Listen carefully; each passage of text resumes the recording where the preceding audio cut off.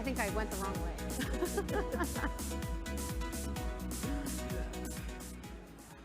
Hi, everyone. Hopefully you're enjoying lunch, wrapping up lunch. We'll provide a little entertainment and excitement, I hope, in the meantime.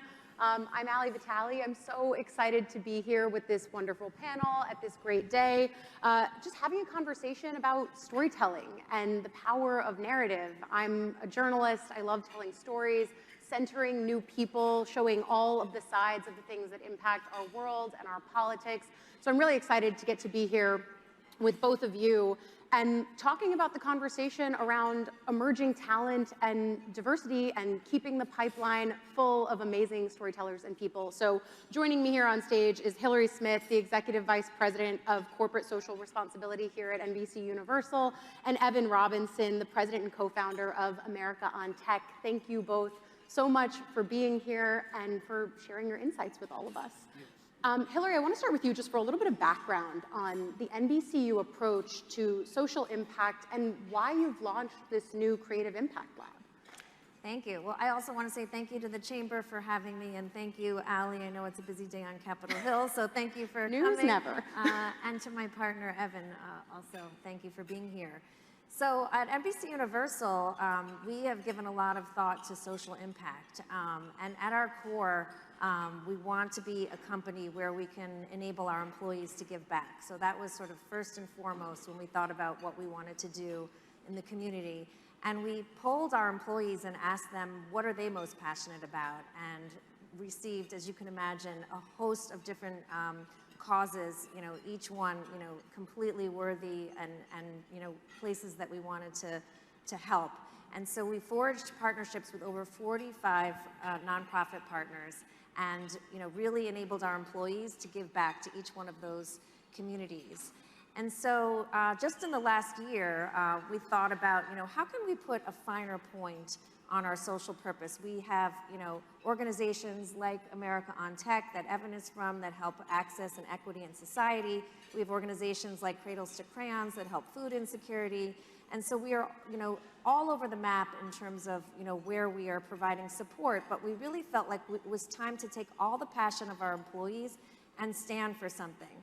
And I think the companies that do corporate social responsibility the best, and we've heard from many of them today here on stage, are the ones that take what they're uniquely great at and somehow give that back to the world to make it a better place. And so NBC Universal's superpower is clearly storytelling. And so we decided to come up with a program where we could use our storytelling for the greater good. And we launched something in the last year called the Creative Impact Lab. And it seeks to help tell the stories of our nonprofits, empower apprentices from underrepresented communities to gain experience and break into the industry, and also our employees are involved in this, and so again, employee engagement is at the heart of it. Yeah, it's so important when you think about who's telling stories and who has the access to begin telling those stories. So it's such an important investment and such an important lens to keep over this. Evan, I want to talk about, we can talk about how you became an early client of the Creative Impact Lab, but I want to start really more from the beginning of how you took this huge risk in launching a nonprofit that was focused on diversity in the tech space. Take us through that. Yeah, for sure. So a lot of people actually know the founding story of how we started America on Tech. My co-founder and I, Jessica Santana, were sitting down in a coffee shop, and that was really the essence of our blueprint on the back of coffee shop napkins of thinking about how we could create what we saw as an opportunity to bring diverse talent into the technology industry. But I don't really share this story a lot, but I want to peel it back a little layer more. The true reason why the work that we do at America on Tech is so meaningful to me is because I still remember when I left home to go to college, right? When I was leaving home to go to college, there were no lights on in my house. And when I was leaving home with the realization that there were no lights on in my house and I was headed 5 hours away upstate New York to better myself, that was a lived experience and feeling that I never forgot. And so fast forward as I entered the technology industry and was immediately making more, like closer to 5 times my household annual income previously, it was a realization to me.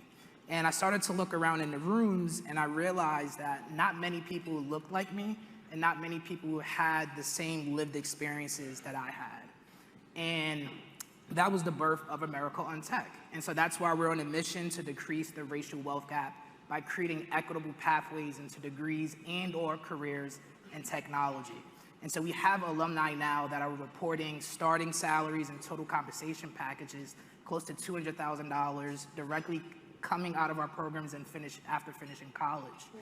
And so the big thing for me was that, yes, we're addressing a economic social justice issue at America on Tech, but we're also helping to address an American issue, which is to prepare a diverse and skilled talent pipeline into organizations so that America can continue to be a thought leader in innovation across the global economy. And to me, that was a risk worth taking. Because I want to drill down on this a little bit. I think we often hear the phrase like representation matters, because oftentimes these structures aren't built for a wide array of lived experiences. And I wonder if you can just expand on that a little bit more. Talk about what it means to know that you are actively building the structures so that it's easier for more people with a diversity of lived experience to come into these spaces that were previously exclusionary to them. Yeah, for sure. So a lot of the principles of how America on Tech was designed is really based on human-centric design principles as well as liberatory design principles. And so at its core, we really are putting the individuals first. We have a lot of experts that help with design of our curriculum from the professional development side as well as the technical side. But at its core and at its fabric, I was once, and my co-founder as well, Jessica Santana, we were both once the students that we now serve. And so at every step, every essence of the work that we're doing at America on Tech, we're constantly thinking about, one, what is the impact that we're looking to have? Two, are we achieving that impact? And then three, are we designing with the communities, the students, and the families in mind that we serve at America on Tech? It's a really full circle moment. Hillary, I wonder if you can take us a little bit deeper into just how the Creative Impact Lab works. Yes. So the Creative Impact Lab is essentially a destination where nonprofits like America on Tech can come to have their stories told, because we know that nonprofits have a critical need to illustrate the positive impact that they're having in communities, but they don't always have the resources or the expertise to do that. And we thought, clearly we're NBC Universal, we could become a studio for nonprofits, but we wanted to do something a little bit different and help people from underserved communities break into the industry and gain experience, because we know that the creative economy has 4.5 million jobs, but not nearly that many people are from underrepresented communities who are part of that number.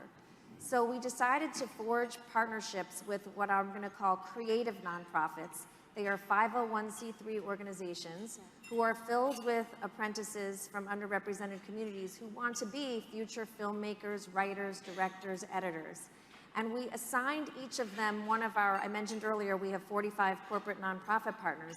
We assigned each of those agencies one of our partners and asked them, work with this organization and tell their story. It could be a marketing, video. It could be a public service announcement, even social media assets.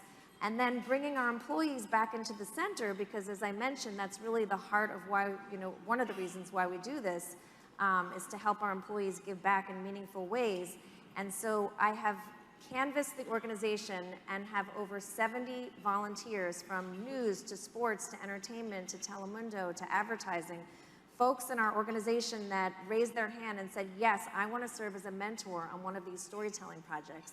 So each creative agency is assigned 3 NBCU mentors to tell the story of one of our organizations. And we actually brought some samples to share with you today.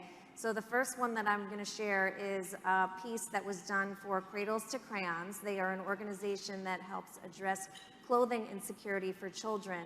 And they have a new program called Giving Factory Direct that they wanted to advertise or promote. And then the second is LA Works, which is an organization local to LA that helps galvanize volunteers in the LA area. So let's take a look at what was created. Oh, and I should mention, sorry, I left a key part out. The LA Works video is created by SpyHop, which was one of the creative agencies. And then Cradles to Crayons was developed by PhillyCam. So let's take a look. Kids facing clothing insecurity may have some clothing, but with each new year, kids need clothes that fit well and meet their changing needs. 20 million American children are currently at risk of being clothing insecure. Giving Factory Direct connects you with kids who need clothes right now. You can give kids the resources they need to keep their day moving forward. Learn more at Giving Factory Direct.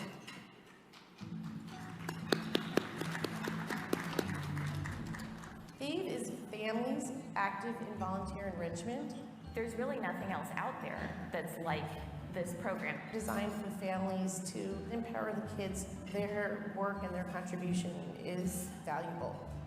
We're all working together to help somebody else. Every month, we're exploring a different issue that is important to the Los Angeles community.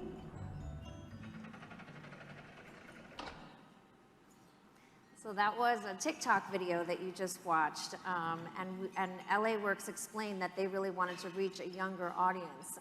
So they came up with the idea to do TikTok videos, which is great. And I also want to commend the folks at PhillyCam who created the first one, because they did a great job with casting. As you guys can imagine, it's sensitive to show real clothing insecure children, and so I thought they did a nice job with that as well. Yeah, really fantastic examples of the kind of work that you guys are doing.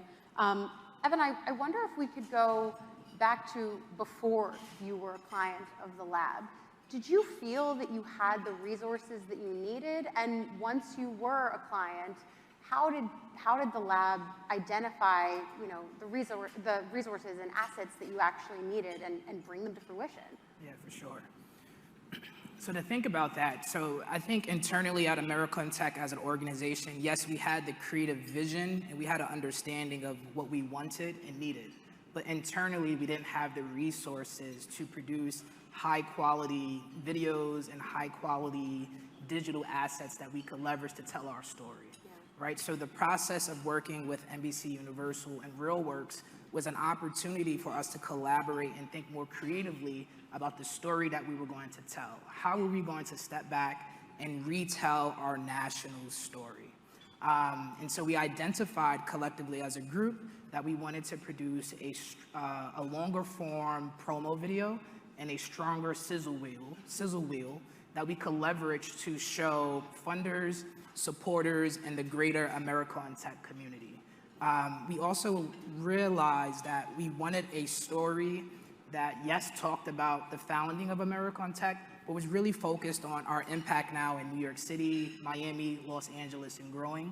Talked about the fact that we've served thousands of underestimated students who are looking to go into the technology industry. And I think that's what we achieved collectively as a group. And so working with RealWorks and working with NBC Universal was an opportunity to work with industry leaders and thought leaders to redefine the story that America was telling now, our current story. And I believe we actually have our video here as well. So I would love to show that to the audience if we have an opportunity.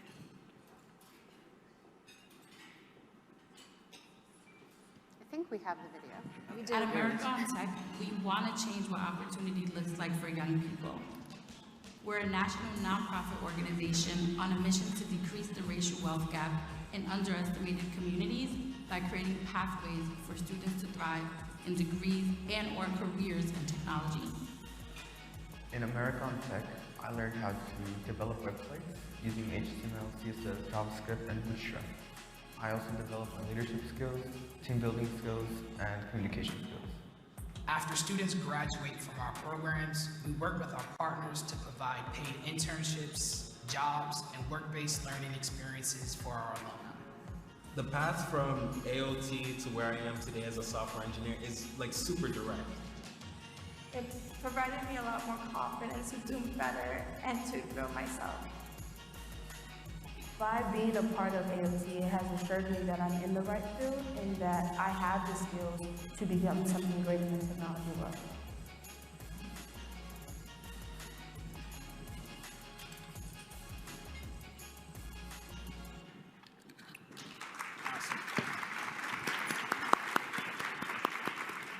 So the outgrowth of that partnership right there. Yeah, we've been showing it all around now, so. I don't blame you, it looks great. I wonder, Hillary, if we can talk a little bit, because I think the thread that goes through this entire conversation around social impact is how to be intentional about diversifying our media structures and who gets the opportunity to tell stories. Can you talk about what it means to you to be on the front lines of that, to be making sure that that equitability is happening throughout our company? Yeah, it's a great question. I think, you know, one of the things that we're doing as we work with these young apprentices is, you know, and this is sort of the future of the program, how do we connect some of these folks, you know, and pipeline them into roles and jobs in the company? So we're right now thinking about, you know, what that next step looks like, but we do, we have, you know, early stage career programs at NBC Universal that you're familiar with, the PAGE program, the intern program, and so we're figuring out ways that how we can connect these students. You know, we are seeing, you know, raw talent, and as they, you know, come up through the ranks, you know, we certainly want them, you know, behind the cameras at NBC Universal. So I think that's the really exciting part of this program, is that, you know, we can play a role there. And if not, you know, jobs at NBC Universal, certainly helping them in the industry. I mean, we know that internships are so important, but we want to change internships to, you know, not be who you know at the company, but it's really who should we know. And the people that we're meeting through this program are the people that we should know and should be helping, you know, promote them into roles, you know, across the entire creative economy. I'm an outgrowth of the NBC internship program. So 10 years ago That's plus, awesome. right? Like I'm a big fan, so I think it's really important to start young here. Evan, as we start to close, I wonder if you can talk with us about something that I think many people in the audience might be interested in, which is what makes a productive corporate partnership? Ooh, we're getting played off. Time to dance. That's like the Brief dance party, but then answer. Yeah. So certainly, I think, you know, at Americon Tech, we're lucky to have many amazing, productive corporate partnerships. But I think one of the strongest use cases that we have is actually our relationship with NBC Universal. NBC Universal was actually an early supporter of ours when we were Brooklyn on Tech. So we first started as Brooklyn on Tech, and over the years, the relationship has grown from Brooklyn on Tech to Americon Tech. NBC Universal has helped us expand from New York City to Los Angeles, and then expand from Los Angeles to Miami. And Hillary's here with me. I'm hoping they continue to support our expansions that we identified in our 3-year strategic plan into other cities and impact areas.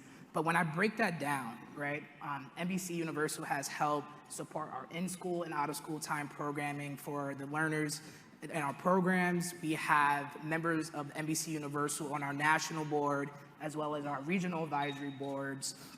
And when I think about it from a productive corporate citizenship, corporate partnership that's positive, it's one that's positive because, one, we're, yes, getting financial help, which is always needed in the nonprofit space, but we're also getting skills-based volunteering help. We are also getting board and governance help. But it's a relationship, I feel, that is really based on trust and mission alignment between two entities that want to do good. Yeah. And Hillary, as we start to close, tell us where this goes next. Well, the exciting thing is, because we are a media and entertainment company, we now have the ability to shine a light on all of these great assets via our own platforms. So the Cradles to Crayons video that you guys just saw ran twice in the Notre Dame basketball game on NBC. The LA Works TikTok videos are actually, LA Works also cut a 30-second PSA, and those are running on KNBC and Kavea, our LA stations. So the future is bright in terms of, you know, being able to shine the light on a myriad of important causes. And I will say, although NBC Legal will probably kill me for saying this, but my dream is to have a QR code on each one of these videos where you can use your remote to donate. But I know there's all kinds of complications there, but that is my end game if I can make it happen. Do I need to say, like, I'm Ali Vitale and I don't approve that message, like, just to cover us? Exactly. But thank you guys so much for letting me be here to ask you these questions and to illuminate for our audience all of the amazing work that you're both doing in this space. Round of applause for Hillary and Evan. Thank you.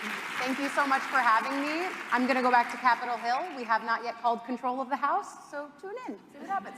Thank you all so much.